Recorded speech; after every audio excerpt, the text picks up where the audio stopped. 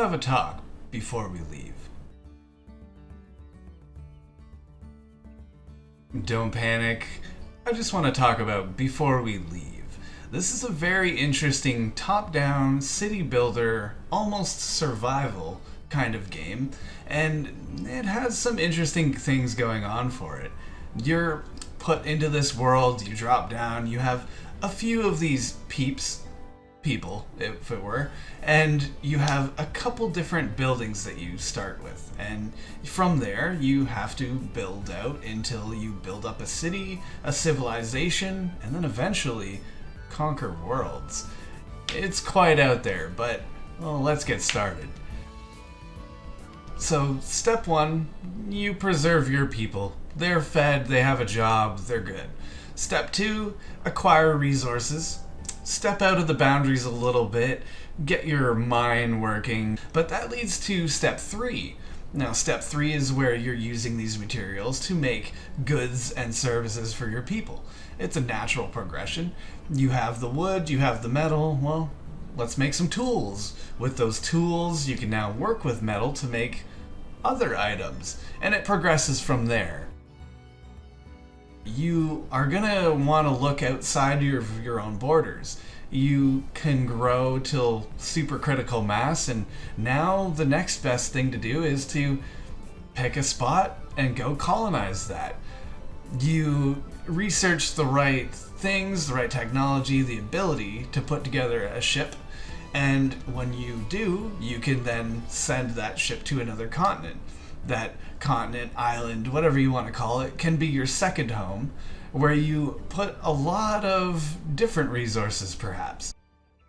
You can end up creating some specialized different little towns and connect them together through the use of cargo ships. Now, that's really cool, and that kind of gets to where the game really takes off for me. It's a resource management kind of issue at that time. You're solving problems by getting the right things to the right areas so that your peeps can build more comfort, more technology, and then progress until eventually you may colonize the whole world. And at that point, well, what are you gonna do? Seems like game over, right? Not in this one. It's really just a lot of building you do before we leave. Before we leave the planet. You can build a spaceship and colonize other planets. You can really just grow and grow and grow, and I'm not quite certain that there's really an end game. You just kind of grow until you have a self-sustaining city, maybe a network of trade. You could hop to another planet, sure, but you could just kind of do that infinitely.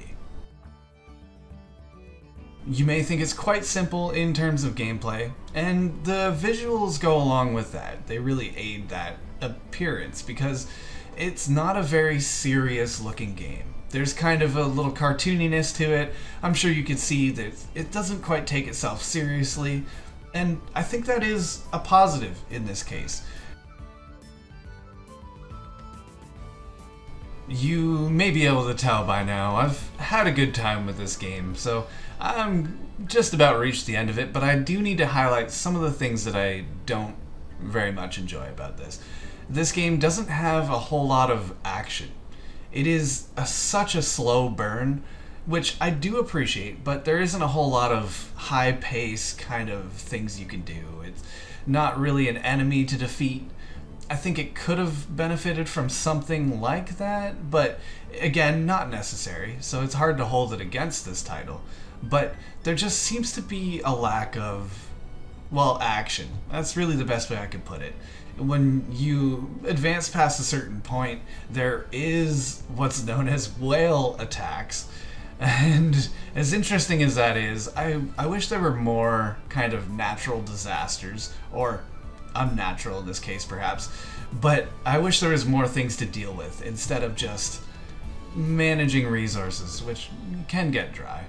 Secondly, there's kind of a charm about the way the game looks, but it is somewhat distracting. When you zoom out really far with the camera, it's almost impossible to tell what buildings are which, who's moving around, and you're not necessarily required to do that level of management, but it is something that I would have enjoyed. And just a little bit of a cleanup on the visuals, and it would make it a lot easier to kind of jump around, but it's perhaps a small gripe. That really summarizes the negatives that I have. If I want to, well, balance that out, I think this game is simple and casual on the surface. You can get into it and you can have fun, but it is not exactly for everybody. I have to recognize that. It is a slow burn, and I got a lot of satisfaction out of that slow burn, but I recognize that will push a lot of people away.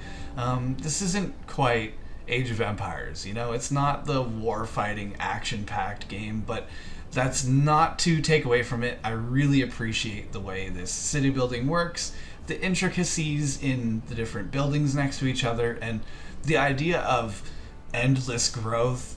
I mean, there is a lot of satisfaction there in that game, and there's a lot for people that like a slow burn. I'm gonna cut this off before I trail on any longer. I do really appreciate the simple nature of this game. It goes really far in what it set out to do. It's a survival-based city builder. That is absolutely what it nails. It is just missing a little bit of challenge, a little bit of action, maybe an enemy to fight, maybe just another civilization to compete against. Well, that's going to be for another game. That's not in the space here. I really do enjoy the different aspects of this simple title, and I have to give this an 8.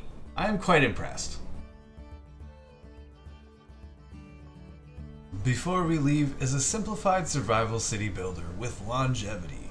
It is slow to begin, but prolonged play is very satisfying.